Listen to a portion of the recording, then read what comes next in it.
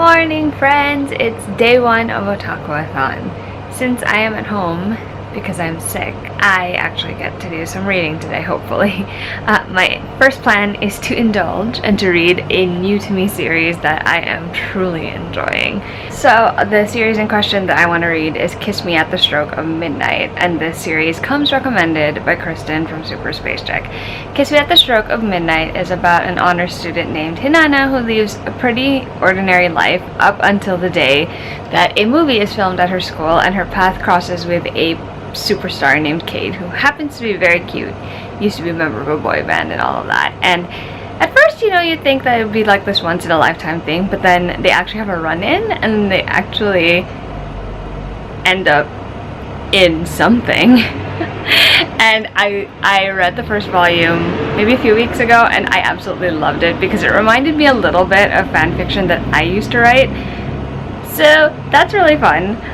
It does have like some weird elements to it, to be honest, but I enjoyed it tremendously, and I'm gonna reread it again so I can read the next 7 volumes this weekend. So that's really fun. I hope everyone else is gonna have a good OtakuAthon too. Hello! Okay, getting a bit of a late start on my manga reading, but I had to stop and say that as I'm rereading Kiss Me at the Stroke of Midnight, it makes me laugh a little bit because the way Hinana is, really, like in high school, is sort of like how I was, except I wasn't secretive about the fact that I had like all of these fan fiction romantic tendencies in my head. In fact, everyone in my class, especially during like freshman year, I want to say, of high school, everyone knew I wrote stories for fun. Like, me and my friends would just pass all the stories for entertainment during class, and it was fun. Like, I think about some of the earlier stories and I think they're so weird, but also like it was a learning experience and it was just a fun way to indulge all of these like dreamed up stories. So yeah, that was very entertaining. Can't wait to continue. So far I'm very entertained and I'm just rereading the first volume. Guess what, guys? We finally finished watching Full Metal Alchemist Brotherhood. Yay! And it was so extremely satisfying ending. In many ways, not just in the ship way, but in many ways. So OtakuAthon is off to a great start. It is! I can't have a lot of feelings, okay? Mackie had to rewind the ending for me, because, There's some scenes that you want to just freeze frame and stare at. So good. The ending was so good. I didn't know where they were gonna go with it, but I'm here for it. Good morning! It's day 2 of OtakuAthon. I'm not doing a very good job vlogging this time, mostly because I'm ill and I'm not really feeling well. But I have to stop and talk. Like, there is already a clip of me and Mackie like at the end of watching FMA Brotherhood yesterday, but I wanted to talk about that a little more. I'm really interested in FMA because it's an exploration of humanity, really. Like, it is a show that takes the concept of what it means to be human, what it means to pursue truth, what it means to have all these different like conflicting emotions and have to deal with them, and sets it against the backdrop of this war.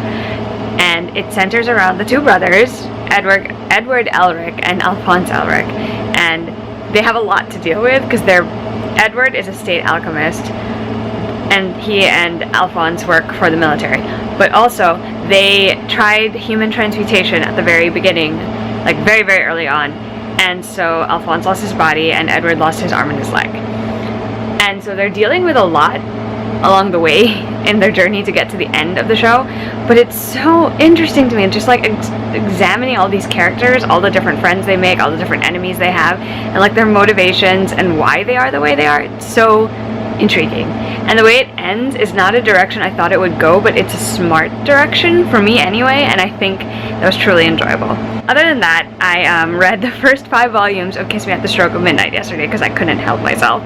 It's just so much fun. Honestly, it is something that high school Alexa would have come up with on her own too, and it is hilarious. It's funny to me now, like in hindsight, just thinking about it. I was like, what, 15, 14, 13? And I was writing about like 21-year-olds in high school because boy bands. Really fun so far. I'm getting a little stressed because of all of the obstacles that are getting thrown in the way of the main couple, who I love and ship and want to be together, even though, again, and I know this is gonna, like, it's very, I forgot the word for it, but it's very wish fulfillment. That's what it is.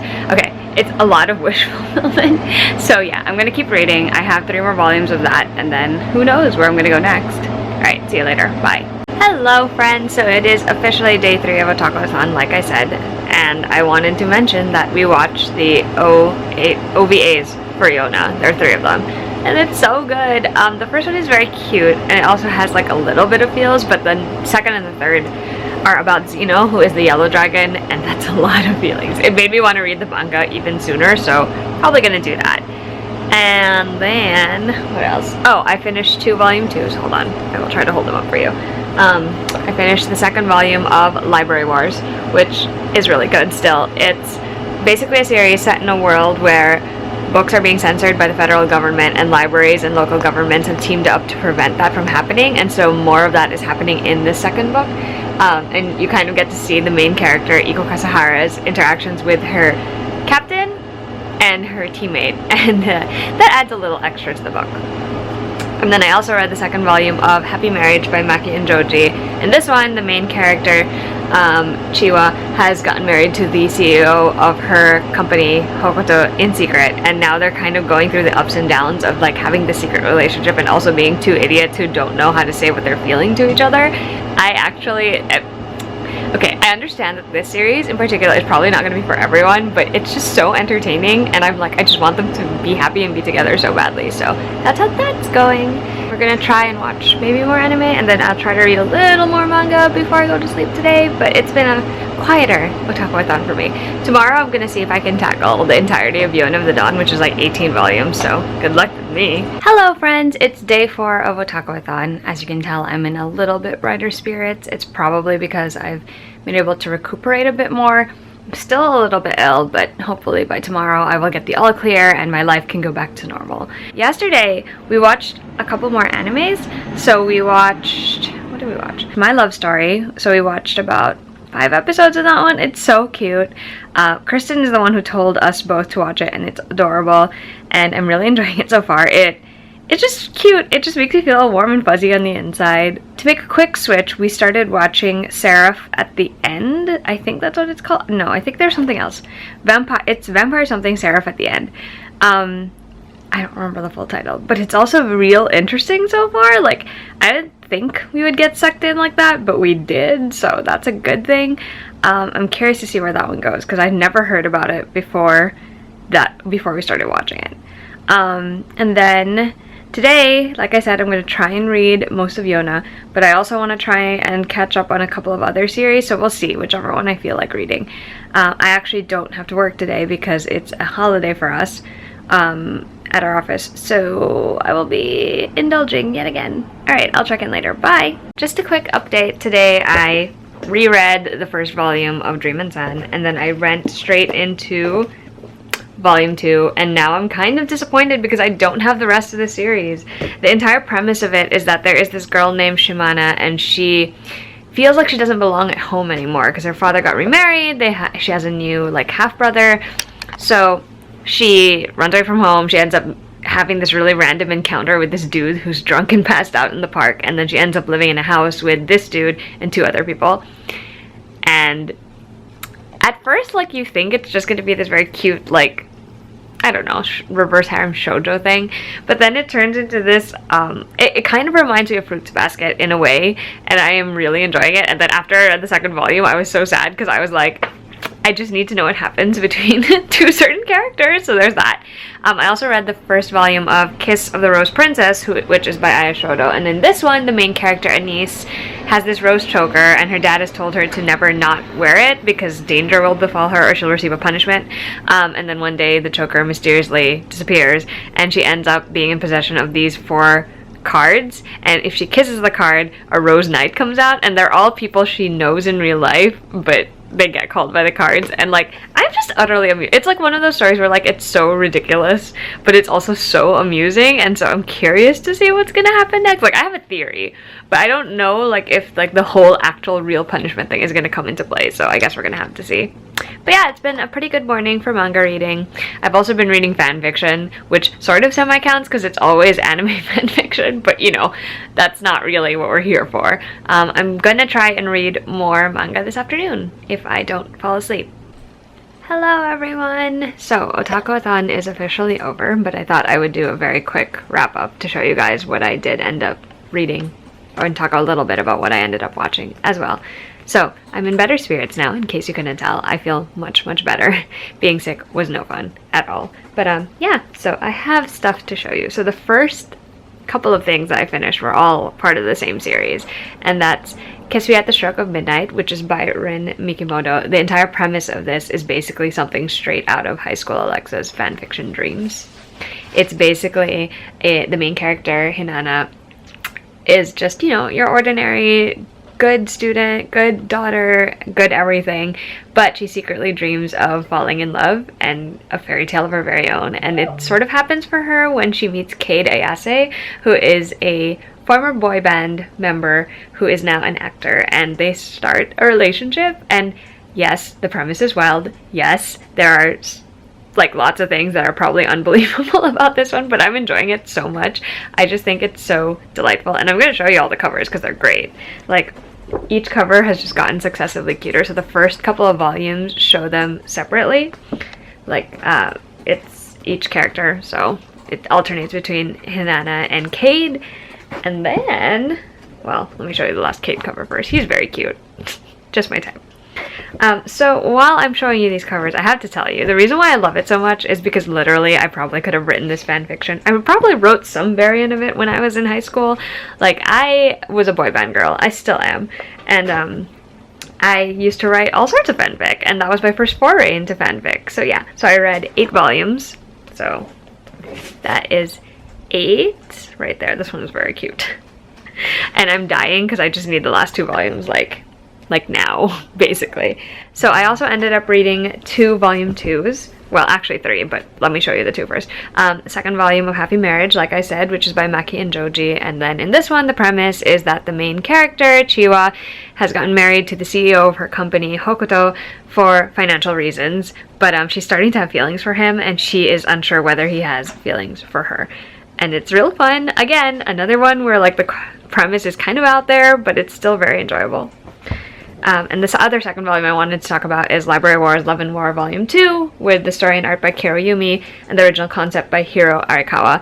This one, like I said, the federal government is trying to censor books, and the local government and libraries are teaming up to create sort of defense forces in order to prevent that from happening. And in this one, you kind of get to see how the main character, Iko Kasahara, is progressing in her journey to become a part of this library defense force, and it's real good. I also ended up reading the first volume of Kiss of the Rose Princess, which is by Aya Shoto. The premise of this one is definitely out there. The main character has this rose choker that her father gave her, and he told her that she should never take it off because she'll be punished otherwise. And then one day it falls off. She ends up encountering a demon. She ends up being in possession of these 4 cards, which give her 4 rose knights. And there is the white rose, the black rose, the red rose, and the blue rose. And they all turn out to be guys who she knows at her school. And this first volume basically explores the dynamic of that. Again, out there premise. Still pretty fun. I will say this one has a lot of like dialogue in it, way more than I'm used to in my manga, so it threw me off a little bit, and it was a little hard to follow certain parts of the story. But I am still majorly curious to see what the real like origin story behind these Rose Knights is. And then, oh, I'm about to tell you about the other volume 2 I read, so volume 2s. Actually, there's 2 of them. First, I reread Dream and Sun, volume 1. This is by Ichigo Takano, and if that name sounds familiar, it's because he also is the creator of Orange. So, Dream and Sun is about the main character named Shimana, and she just feels like she doesn't belong anymore in her family home after her father has remarried, and she has a stepmother and a stepbrother. And so she decides to run away from home, has this chance encounter with a random drunk dude in the park, and from there she finds herself in a new housing situation. And it has fruit basket tones to it, but it's also completely different. I really enjoyed like revisiting this world because I'd totally forgotten like what it was and who the characters were because it's been so long since I've read this. I originally read this last year. However, I finally got to dive into volume 2, and I'm so mad I don't have any more, because in volume 2 you kind of see the relationships progress a bit, and you kind of get to know the characters a little more, and like there is a ship that I'm living for in this series. Again, a little out there premise, but I'm living for it. And to like, you know, top off all of my OtakuAthon reading, I finally read This is like the second bind up of Otakoi Love is Hard for Otaku. This is volume 3 and 4. And I also read the third bind up, which is volumes 5 and 6. And oh my, I just really, really love these characters. If you recall, I actually have talked about Otakoi before. Otakoi is basically the story of these 4 office co-workers in Japan, and by day they all pretend to be like, you know, fairly normal. And then you realize eventually that, you know, it's revealed eventually that all of them are otaku in different ways. There's an anime otaku, there is a manga otaku, there's a cosplay otaku, a gamer otaku. So, very cute. I loved it. This is the volume where things that are not yet in the anime are happening, and I'm just like dead, dying dead of feels, and I just need more of it. So, there's that. In terms of anime, we finished Full Metal Alchemist Brotherhood. That was like 20 episodes or so. We were at part 4 and part 5, and it was so good. It got to a point where like it was impossible to stop watching because we just had to know what was happening next, and it's so satisfying. Yeah, so I enjoyed that tremendously. I still think that the sort of like ship thing that happens towards the end is one of the dorkiest but also the most wonderful ways of like seeing a ship finally come to life. I just loved it so much. And then we watched the latest episode of Fruits Basket, which I'm still obsessed with, still so good. I am just like watching this all unfold and dying because I know the plot after having read all the manga back there. Oh, so good. And also watch the latest episode of Boruto, which also gave me feelings, but now, like, after the reveal that happens in the episode, I'm just, like, unprepared for what's gonna happen next. We also started watching My Love Story, which is adorable. According to Maki, that is how he knew I was feeling better, because when we were watching it, I apparently was animated enough to start screaming about the ship in it, so there's that.